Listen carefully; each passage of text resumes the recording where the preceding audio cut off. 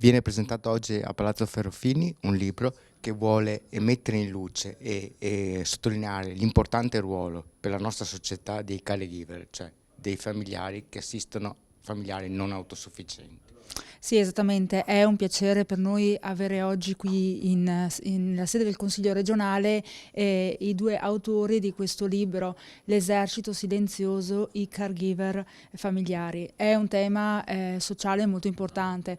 Infatti i due autori sono anche presidente e vicepresidente di un'associazione di promozione sociale, Genitori Tosti in tutti i posti, ed è un'associazione appunto di caregiver familiari e persone appunto che si occupano di assistere parenti che possono essere i figli, che possono essere i partner, che possono essere qualsiasi familiare fino al terzo grado di parentela. Il libro riporta al suo interno un focus molto importante che va così a narrare chi sono, qual è la figura del caregiver familiare e soprattutto qual è il contesto sociale in cui esso vive.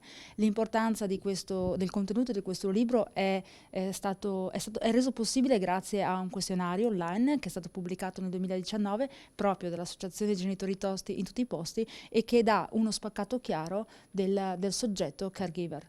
Ringrazio l'associazione per la partecipazione e manifesto ancora la nostra vicinanza al progetto.